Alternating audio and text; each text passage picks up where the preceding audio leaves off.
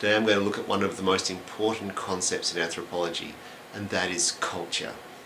In order to think about this question, I want to ask you, what kind of animal is born with more survival instincts? A spider or a duck? What kind of animal is born with more survival instincts? A spider or a duck? Well, I'm just looking out my window now and I'm seeing a lot of ducks being led around by their mama and their papa. They've been doing this for several weeks. So a duck takes several weeks. You might notice that when spiders hatch, they are born ready to go.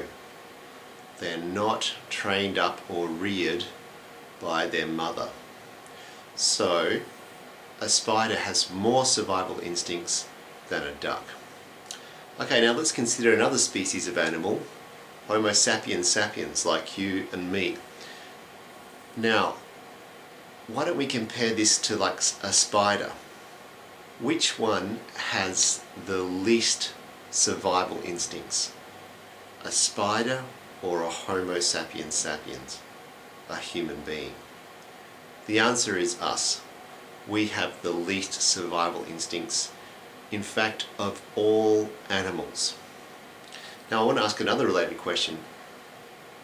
Amongst all the animals, which animal has the longest period of rearing? Which animal is reared for the longest period? Again, you probably guessed, the answer is Homo sapiens sapiens. That is human beings. Now, what is the reason for this? Anthropologists think we have the answer. We think, being born with the least instincts, we have the most to learn. And everything we learn about survival and living in this world is generally what we call culture. So everything I have learned, I was born with a few instincts. If you hit my knee, it pops up. If you put my mouth near a breast when I was a little boy, I would suckle it. I think I had a clasping instinct too, and you had the same ones too. However, everything else that we have, we believe is culture. That's everything else we've learned. So we think of culture as something acquired, knowledge which is acquired, knowledge and practices which are acquired, then it's not instinctual. The other thing is, cultural knowledge and cultural practices we think of as being shared. They're shared between members of a society. So if you are looking at this from, let's say, a Bangladeshi community, you have a set of beliefs and practices which you share, which are different to mine.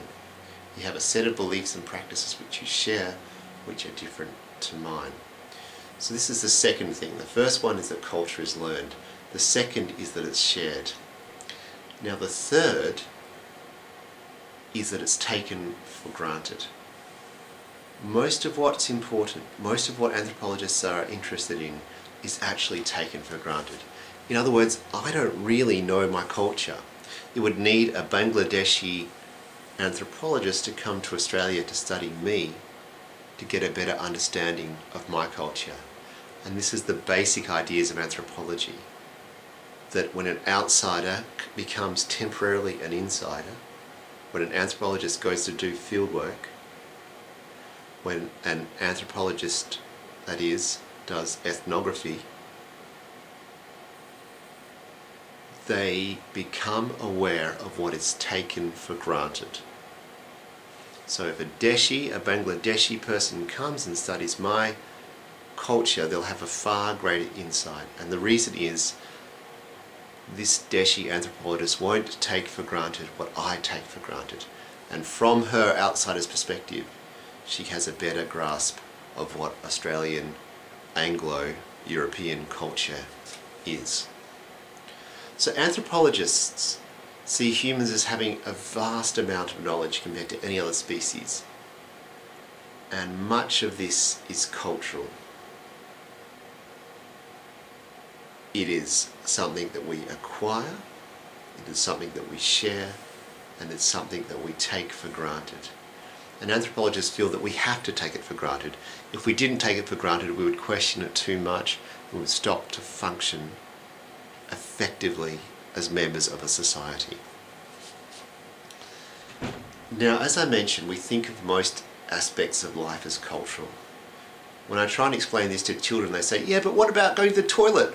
What about going to the toilet?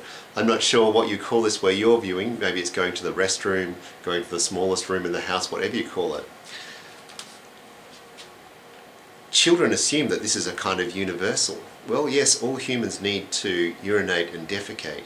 However, the way we do it is different in different societies.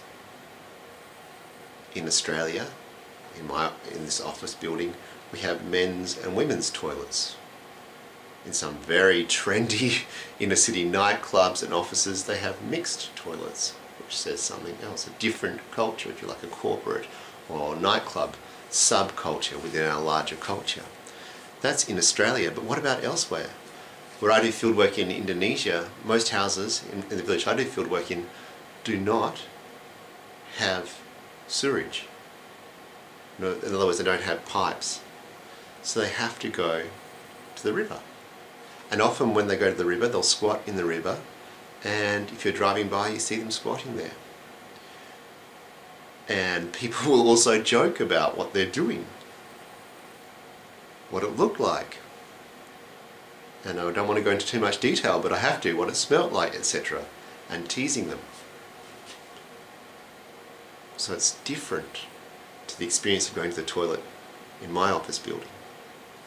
And a great lecturer we have here at La Trobe University called Albert Gomez talks about where he did fieldwork in Malaysia amongst the indigenous people there. And he said they all go to the toilet together at night. It's a joint activity. You all get up out of your houses and go down to the stream together, and there you go to the toilet together. So again, children would say to me, oh, what about going to the toilet? That's the same everywhere. It's not, you know. We, as anthropologists, see almost all aspects of life as cultural. What about another example? How about watching TV?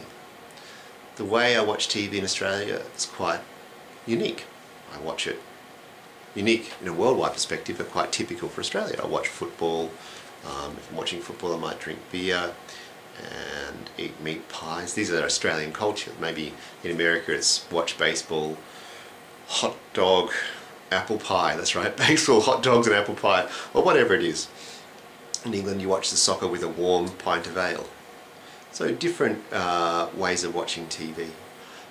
Where I do fieldwork, if there's a big sports game on TV, or in fact just an everyday soap opera, the front room, the TV is located in the front room of the house.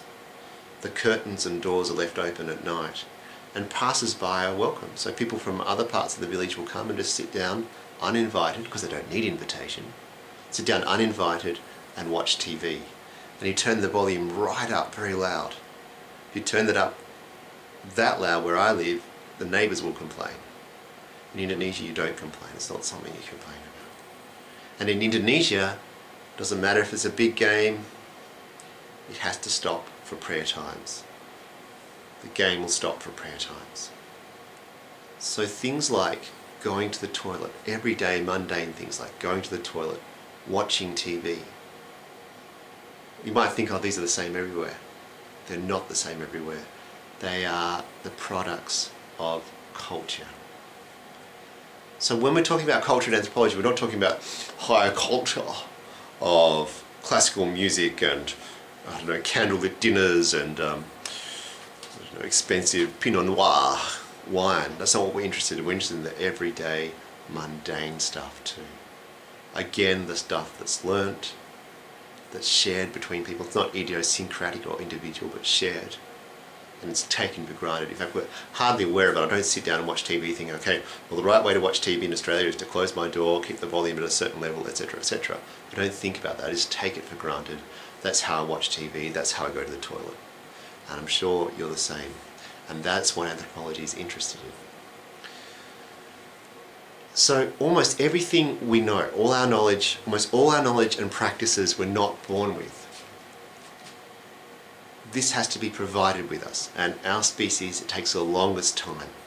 So in other words, almost everything my children and the next generation needs to know is in here and in the heads of everybody around me, and it's our job to pass it down to the next generation as our elders, the generation before us, pass down this knowledge to us.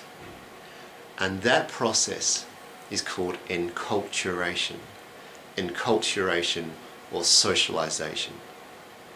And that's another important term in anthropology, because we assume that the development of culture in an individual, in a society, is something that's passed down and something we have to actively engage in.